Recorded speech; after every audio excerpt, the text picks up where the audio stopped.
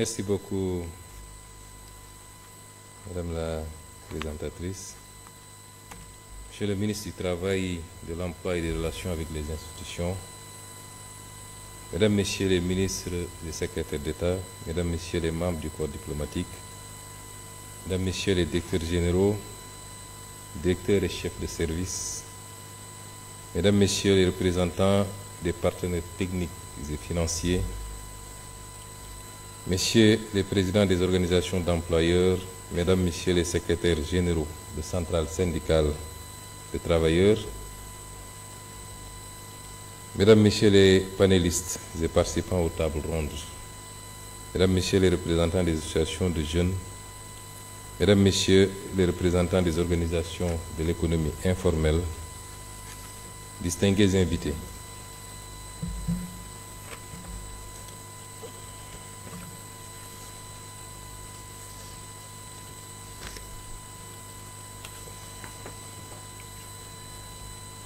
Nous avons tenu, durant ces journées de réflexion collective,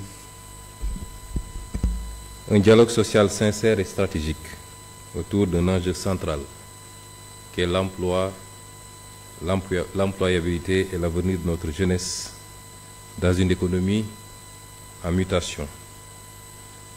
Dans le cadre du portefeuille de projets et programmes prioritaires de l'agenda national de transformation Sénégal 2050, deux programmes structurants traduisent notre volonté d'agir avec ambition, rigueur et méthode pour répondre à ce défi.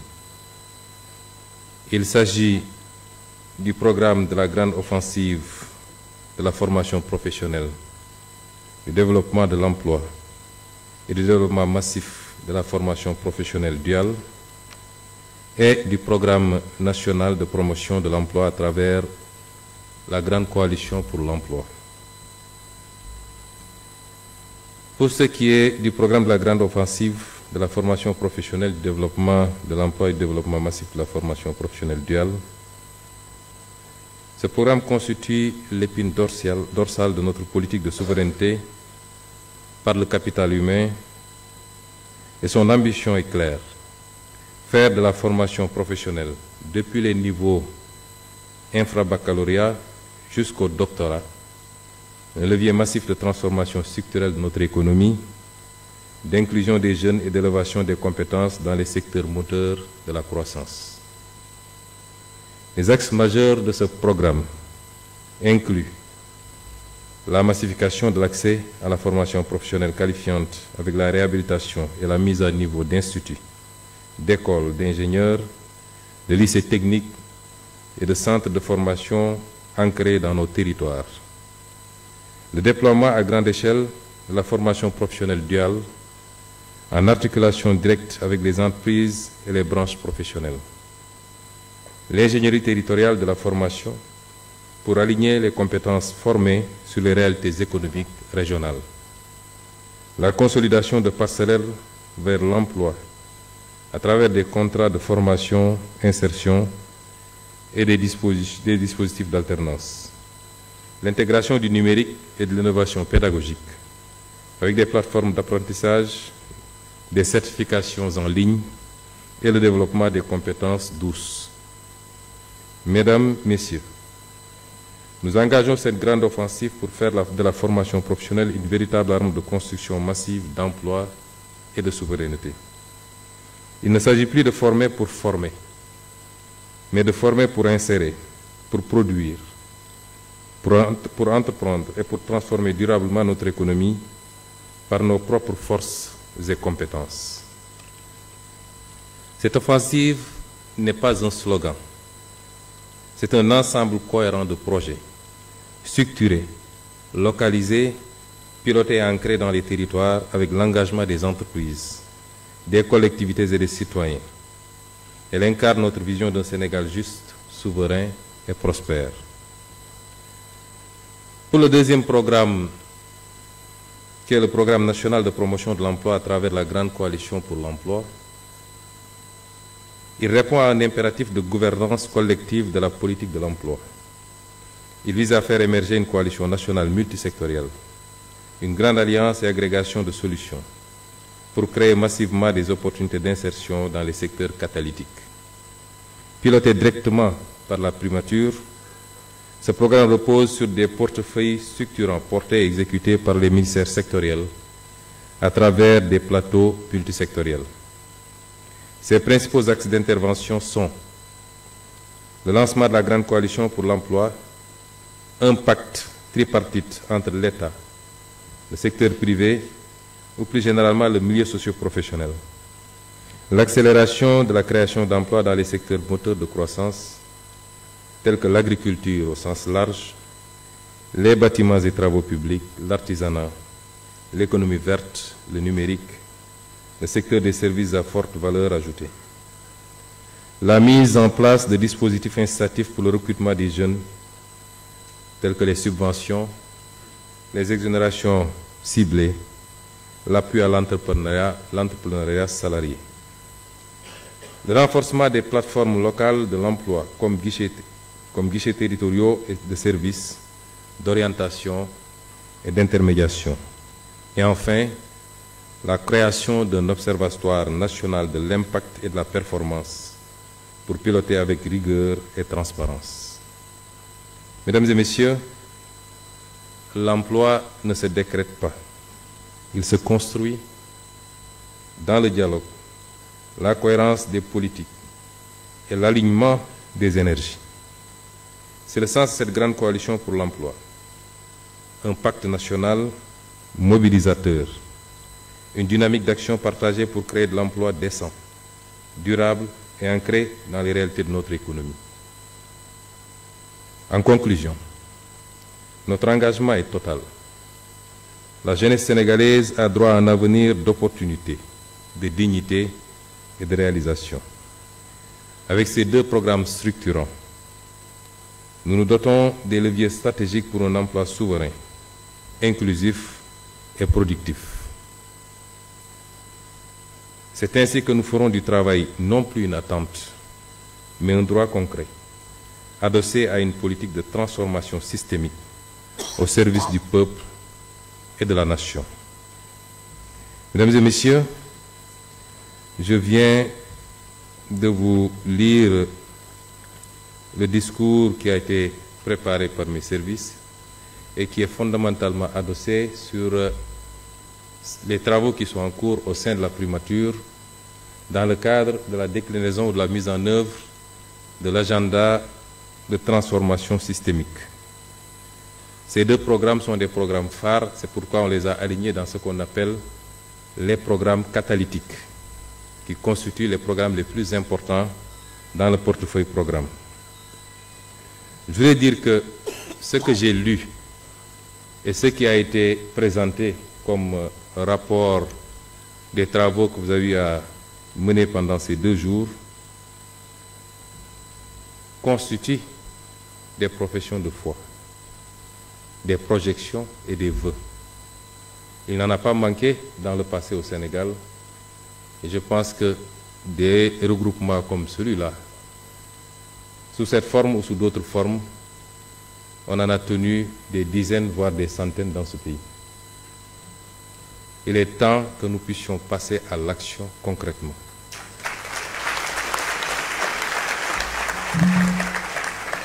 Et je voudrais rappeler à l'assistance que si on n'a toujours pas réussi à atteindre les objectifs que nous assignons, gouvernement comme partenaire, secteur privé, employeurs, syndicats et partenaires techniques et financiers, c'est parce que quelque part, nous n'avons jamais indexé les vrais problèmes.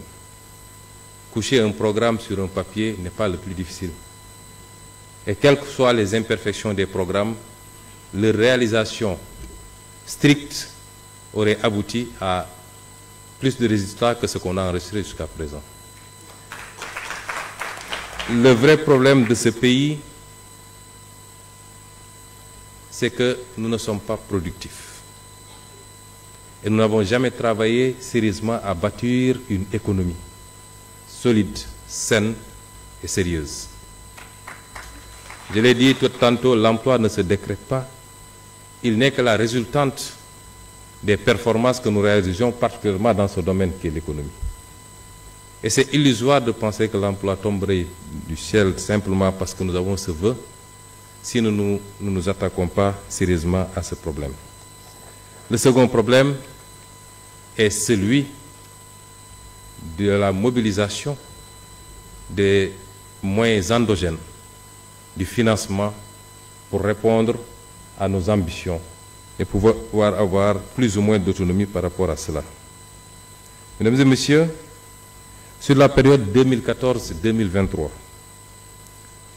l'activité économique au Sénégal a cru en moyenne de 5,3% annuel, contre 3,3% sur la période 2000-2013. Mais si on exclut de cette croissance le PIB non agricole, qui s'est accéléré qu'entre 2014 et 2017, ça veut dire que depuis 2018, nous sommes dans une dynamique de décélération. Si on l'enlève, et si on enlève de cette croissance également le secteur des hydrocarbures, la croissance moyenne a été de 3,1%. Si vous la corrélez au courant démographique, vous vous rendez compte que nous n'avons pas suffisamment été productifs, nous n'avons pas pu dégager suffisamment de marge pour que cela puisse générer de la redistribution. Redistribution par l'emploi, redistribution par l'offre de biens et services sociaux et redistribution par les transferts sociaux pour aider les plus démunis. Et c'est là où se trouve le véritable pari que nous devons relever désormais. Si on ne parvient pas à bâtir une agriculture solide, si l'on ne parvient pas à bâtir des activités structurées autour des autres secteurs primaires, pour pouvoir avoir l'ambition d'aller vers le secteur secondaire par la transformation, tout ce qu'on est en train de dire ici sera du vœu pieux, mais nous ne produirons pas d'emploi au Sénégal. Le second problème, comme je l'ai évoqué tantôt, est celui du financement. Nous sommes dans le même schéma qu'il faut aujourd'hui complètement bannir, il faut en sortir. C'est celui de notre incapacité à une correcte mobilisation des ressources internes, nous rendant dépendants et très exposés aux sources de revenus extérieures. Et pourtant, nous en avons les moyens. Nous avons les moyens d'une plus grande mobilisation des ressources endogènes. Si je prends un secteur comme le secteur minier, sur les 5 dernières années, ce secteur a produit 4 milliards 290 millions à peu près de chiffre d'affaires. 4 290 milliards du moins de chiffre d'affaires. 4 290 milliards de chiffre d'affaires. Le secteur extractif, que ce soit le secteur de l'or, l'exploitation aurifère, les phosphates, le zircon, tout le secteur extractif, 4 290 milliards et poussière, pour un bénéfice cumulé de 1127 milliards,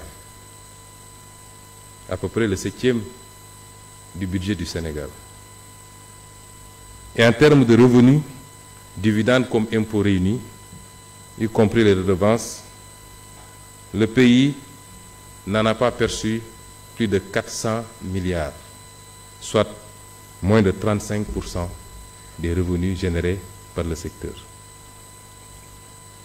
Et ce tableau est plus reluisant d'ailleurs de ce qui risque de nous arriver avec l'exploitation pétro-gazière, où sur des projections, par exemple en matière gazière de 21 440 000 barils par année, pour ce qu'on vient de démarrer, en attendant les phases qui suivent, le Sénégal, tout revenu confondu par Petrosen, par Sénégal, se retrouvera avec moins de 13% des revenus pétroliers. Comment voulez-vous, quand un pays peut se satisfaire de voir ses capacités endogènes à mobiliser des ressources lui échappaient, comment voulez-vous qu'il ait les possibilités de financer son développement et accessoirement de créer des emplois? S'y ajoute notre faible capacité à mobiliser des ressources fiscales. J'ai entendu hier M. Lam se plaindre de la pression fiscale, il a tout à fait raison. Parce que notre incapacité à asseoir un système fiscal conforme à nos réalités, avec des taux supportables et une assiette extrêmement large, pour amener tous les Sénégalais à pouvoir contribuer, fait que aujourd'hui, tout l'effort est concentré sur une petite catégorie cible qui malheureusement supporte la charge pour tout le monde. Et il nous faut travailler effectivement à pallier à cela. Les vrais enjeux sont là. Et c'est les combats que mon gouvernement, sur instruction de son Excellence le Président Bassirou Diomaye Faye, a décidé de mener et de gagner.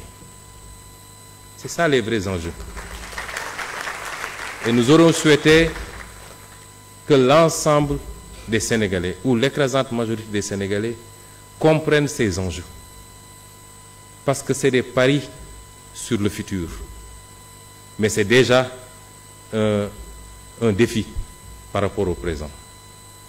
Et c'est pourquoi nous avons parlé de pacte autour d'objectifs fondamentaux dans une gestion transparente où tous les acteurs de ce pacte pourront avoir toutes les informations dont ils ont besoin pour apprécier des capacités réelles du gouvernement, des disponibilités réelles de l'État, et qu'ensemble nous puissions appliquer les idées que nous venons de lire ici. Parce que sans les moyens que nous devons mobiliser, nous ne pourrons pas appliquer ces idées. Et c'est pourquoi nous avons besoin de tout le peuple sénégalais. Nous allons lancer des discussions pour renégocier ce qui a été mal fait et pour faire de sorte que l'essentiel des richesses de ce pays puisse profiter au pays, y compris le rapatriement des devises qui doit pouvoir servir notre balance. C'est un combat que nous ne gagnerons pas sans le soutien de tous les Sénégalais. Parce que nous le menons contre des mastodontes dont vous ne pouvez même pas imaginer les capacités. Et c'est quand on parle de sainte alliance autour des intérêts stratégiques de ce pays, c'est de cela qu'on parle. On ne parle pas d'alliance politique. Il y a un temps pour la politique et un temps pour se consacrer à l'intérêt national.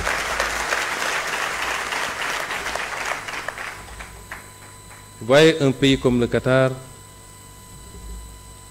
70%, c'est le pays qui connaît le plus fort taux de croissance depuis plusieurs années dans le monde, atteignant par moment 18% de taux de croissance, mais c'est parce qu'il y a eu une bonne gestion de ces ressources.